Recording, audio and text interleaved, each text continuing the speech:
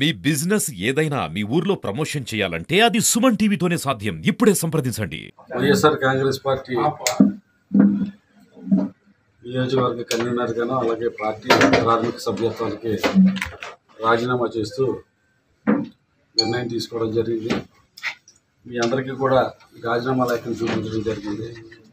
దీన్ని జగన్మోహన్ రెడ్డి గారికి పంపించి నా రాజీనామాని ఆమోదించవలసిందిగా కోరుతూ ఆయనకి ఈ లేఖను పంపించడం జరుగుతుంది.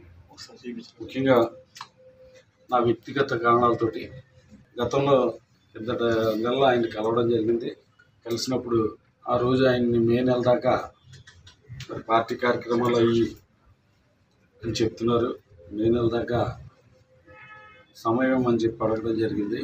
ఆ రోజే మీ అందరికీ తెలుసున్నదే ఆయన కలుస్తున్న రోజున ఆయన దగ్గర ఉండగానే రైడ్ అనేది ఇన్కమ్ ట్యాక్స్ రైడ్ జరుగుతుంది. ఆ టైంలో కూడా ఏదైనా చిన్న వాటి ధైర్యవచనాలు ఏమైనా వస్తాయేమో అనుకున్నాను. అటువంటిది ఏం లేకుండా పోరాటం చేయాలి, యుద్ధం చేయాలి, మళ్ళీ మనం అధికారంలోకి రావాలి అని చెప్పడం నాకు చాలా ఆశ్చర్యం కలిగించింది. పార్టీ నాయకులు కార్యకర్తలు ఎటువంటి ఇబ్బందుల్లో ఉన్నారు ఏంటనేది ఆ క్షణంలో ఆయన నాయకులు కార్యకర్తల పట్ల ఒక సానుకూలమైన దృక్పథంతో ఆలోచిస్తున్నారనేది నాకు అనిపించాల. ఇప్పుడు కూడా మళ్ళీ ఆయన్ని సీఎం సీట్లో కూర్చోబెట్టాలి, దానికోసం మేము అందరం కూడా పోరాటం చేయాలని చెప్పి గతంలో ఆయన ఇంటి దగ్గరికి వచ్చి పార్టీలో జాయిన్ చేసుకున్నప్పుడు ప్రజల సమక్షంలో మీడియా సమక్షంలో నన్ను గుండెల్లో పెట్టుకుని చూసుకుంటానని చెప్పడం జరిగింది. నిజంగా ఆయనకి నా మీద అభిమానం ఉంటే ఉండొచ్చు, కానీ ఆయన పరిపాలన పూర్తిగా రాష్ట్రాన్ని 4 భాగాలుగా విభజించి నలుగురికి పెత్తనం అప్పచెప్పడం, ఆ నలుగురికి పెత్తనం అప్పచెప్పడంలో ముఖ్యంగా మన ప్రాంతానికి సంబంధించి వైవి సుబ్బారెడ్డి గారికి 4 సంవత్సరాల పాటు ఆయన పెత్తనంలోనే ఉంది. వాళ్ళు కొంతమంది చేతుల్లో కీలుబొమ్మల కింద ఉండి నాకు పార్టీలో ఎటువంటి గౌరవమైన స్థానం కల్పించారు ఏంటనేది, ఎవరు మాటలని మరి ఏ రకంగా నాకు సముచితమైన స్థానాన్ని కల్పించారనేది మీడియా మిత్రులందరికీ ప్రజలకు కూడా తెలుసు. అయినప్పటికీ కూడా జగన్మోహన్ రెడ్డి గారి మీద అభిమానంతో, రాజశేఖర రెడ్డి గారి మీద అభిమానంతో మేము కంటిన్యూగా పార్టీ కోసం పోరాడుతూనే ఉన్నాం. 2014లో ఓడిపోయినప్పటికీ కూడా పార్టీ ఇచ్చిన అనేక కార్యక్రమాలని మరి పోరాటం చేస్తూ పార్టీని అధికారంలోకి తీసుకురావడానికి కృషి చేశాం. ముఖ్యంగా అప్పుడు కూడా మేము అనుకునేవాళ్ళం, చెప్పేవాళ్ళం, పబ్లిక్లో మామూలుగా మాట్లాడేటప్పుడు అనేవాడు పార్టీ నాయకులు కార్యకర్తల పరిస్థితి ఎలా ఉందంటే అల్లూరి సీతారామరాజు సినిమాలో బ్రిటిష్ వాళ్ళు గిరిజనుల్ని బండలు మోయించేటప్పుడు కనీసం కొరడాలతో ఎలా కొడతారో అలాగా పార్టీ నాయకుల్ని కార్యకర్తలను ఒక బానిసలాగా ఆ ఇచ్చే కార్యక్రమాలు వాళ్ళకి సాధ్యం కాదా, ఎంత కష్టతరమైంది ఏంటి అనేది ఆలోచించకుండా కార్యక్రమాలు పెట్టినప్పుడు దాంతో పోల్చుకునేవాళ్ళు. ఆయన కూడా రాజశేఖర రెడ్డి గారు, జగన్మోహన్ రెడ్డి గారి మీద ఉన్న అభిమానంతో అన్నీ కూడా భరించి మేము పోరాటం చేసాం. 14లో ఓటమి పాలైనప్పటికీ కూడా 19లో ఎన్నికలు కూడా సమాయత్తం, 14లో మున్సిపల్ ఎలక్షన్లు, జడ్పీటీసీ ఎలక్షన్లో, పంచాయతీ ఎన్నికలు, ఇవన్నిటిని కూడా పోరాటం చేయడం జరిగింది. అనేక ప్రజా సమస్యల మీద పోరాటం చేయడం జరిగింది. ప్రత్యేక హోదా మీద పోరాటం చేయడం జరిగింది. పార్టీ ఏ పిలుపునిస్తే ఆ పిలుపుకి స్పందించి పోరాటం చేయడం జరిగింది. అలాగే 19 ఎన్నికల్లో పోటీ చేయడం జరిగింది. ముఖ్యంగా రాష్ట్రంలో అత్యంత ప్రజాదరణ కలిగిన నాయకుడు పవన్ కళ్యాణ్ గారి భీమవరంలో సడన్గా, అది కూడా ముందు నుంచి కాకుండా సడన్గా ఆయన 23వ తారీఖు అనుకుంటే ఎన్నికలకు ముందు 11వ తారీఖు ఏప్రిల్ 11 అయితే మార్చి 23వ తారీఖు అనుకుంటా ఆయన ప్రకటించడం జరిగింది. 3 బ్రిడ్జిలు రాజశేఖర రెడ్డి గారు ఉండగా డెల్టా మోటరైజేషన్లో 4 బ్రిడ్జిలు శాంక్షన్కి పెడితే 3 బ్రిడ్జిల నిర్మాణం జరిగింది 10 ఏళ్ల కాలంలో. దానికి అప్రోచ్లు వేయలేకపోయారు. దానికి అప్రోచ్లకి సుమారు 38.5 కోట్లు అడిగితే ఆ 38.5 కోట్లు కూడా శాంక్షన్ చేశారు. లాస్ట్ ఎలక్షన్ కోడికి ముందు ఒకసారి టెండర్లు పిలవడం జరిగింది. అలాగే అది అడిగినందుకు, అది చేసి పెట్టినందుకు కూడా జగన్మోహన్ రెడ్డి గారికి నా హృదయపూర్వక ధన్యవాదాలు తెలియజేసుకుంటూ, అయితే ఆయన కింద ఎవరైతే ఉన్నారో వాళ్ళందరూ కూడా ఎందుకో మరి ఒక పేరు రావడం, నాకు మంచి పేరు రావడం అనేది ఇష్టం లేదు.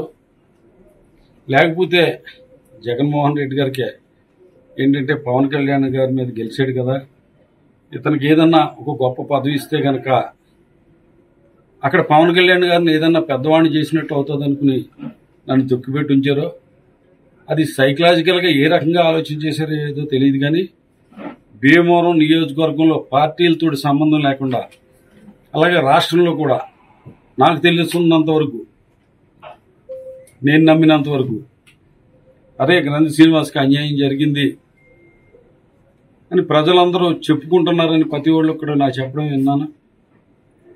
అయినప్పటికీ కూడా జగన్మోహన్ రెడ్డి గారితో ప్రయాణం చెయ్యాలనుకున్నప్పటికీ కూడా కానీ జిల్లా నాయకులు కానీ పై స్థాయిలో ఆయన కింద ఉండేవాళ్ళు కానీ చాలా చిన్న చూపు చూడటం, చాలా చులకనమైన మాటలు మాట్లాడటం, ఇవన్నీ జరిగినాయి. ఈ పరిస్థితుల్లో పార్టీకి అలాగే ప్రాథమిక సభ్యత్వానికి నియోజకవర్గ ఇన్ఛార్జిగా రాజీనామా చేసి ప్రశాంతమైన జీవితం గడపాలని కోరుకుంటున్నా. ఇంతకాలం కూడా రాజకీయాల్లో నా వెన్నంటి ఉండి అనేక పోరాటాల విషయంలో కానీ, అలాగే భీమవరం అభివృద్ధి కోసం మరి ఏదైతే అసెంబ్లీ ఎన్నికల్లో నిలబడి 2 సార్లు ఎమ్మెల్యే అవ్వడానికి నాకు నా వెంట ఉండి నడిచిన ప్రతి పార్టీ నాయకులకి, కార్యకర్తలకి, ప్రజలకి అందరికీ కూడా ఈ సందర్భంలో నా హృదయపూర్వకమైన ధన్యవాదాలు తెలియజేసుకుంటున్నా. ఒక ల్యాండ్ మార్క్ లాంటి పనులు భీమవరం నియోజకవర్గానికి ఎన్నో చేశాను, అది గర్వంగా చెప్పుకోగలను. ప్రతి మంచి పని చేసిన మంచి పని వెనకాల దానికి పెడద్దర తీసి దానికి అవినీతి జరిగిందని చెప్పి ఒక దుర్మార్గం ఏంటి, ఒక పేరు మంచి పని చేయడం అంటే ఒక మంచి పేరు వస్తుంది. ఆ మంచి పేరు వస్తే ఆ పేరును కూడా చూసి తట్టుకోలేక కువిమర్శలు చేసేవాళ్ళని అనేక మందిని చూసాం. అటువంటి వారి విషయంలో ప్రజలందరూ కూడా కొద్దిగా అప్రమత్తంగా ఉండాలని చెప్పి, అటువంటి వారి మాటలు వాళ్ళకున్న విలువ ఏంటనేది గ్రహించాలని చెప్పి ఈ సందర్భంలో మీడియా పూర్వకంగా విజ్ఞప్తి చేసుకుంటాం. సరే, ఏ పార్టీకి వెళ్ళే అవకాశం ఉంది సార్ త్వరలో? నాతో పాటు ఉన్న నా కుటుంబ సభ్యులు, ఆయన పార్టీ నాయకులు, కార్యకర్తలు అందరూ ఉన్నారు.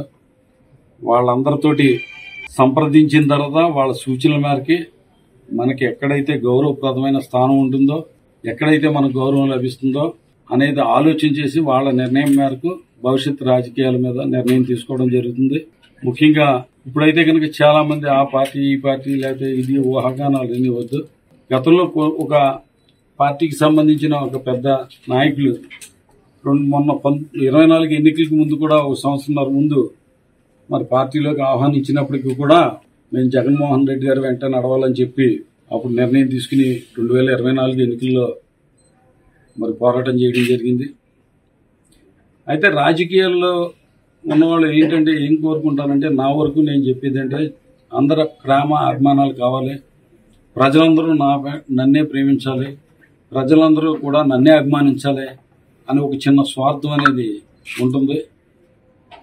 కానీ ఇప్పుడు పరిస్థితులు చూస్తుంటే కనుక ఏదైతే ఈ రకంగా ప్రయాణం ఒక పార్టీలో ప్రయాణం చేయడం వల్ల అనేక మంది ప్రేమాభిమానాలకి దూరం అయిపోతున్నాం, అనేక మందికి శత్రువుగా మారిపోతున్నాం. అంటే మెయిన్ ప్రధానమైన కారణం అదే. ఎందుకంటే చాలామంది ఇంచుమించు అన్ని వర్గాలకు సంబంధించిన ప్రజల ఆదరాభిమానాలు కావాలంటే కనుక, ఆప్యాయతలు కావాలంటే కనుక ఈ పార్టీలో కొనసాగడం అనేది కరెక్ట్ కాదని, ఈ పార్టీలో మనకి జరుగుతున్న అన్యాయాలు అవన్నీ ఒక పక్కన అయితే, ఇంకొక పక్క ఈ కారణం కూడా ఇవాళ పార్టీకి రాజీనామా చేయడానికి కారణమైందని చెప్పి తెలియజేసుకుంటూ, ముఖ్యంగా ప్రజాభిప్రాయాలు, పార్టీ నాయకులు, కార్యకర్తలు, నా శ్రేయోభిలాషుల సూచనల మేరకు, అలాగే మీడియా మిత్రుల సూచనల మేరకు కూడా భవిష్యత్ కార్యాచరణ ఉంటుందని చెప్పి తెలియజేసుకుంటాం.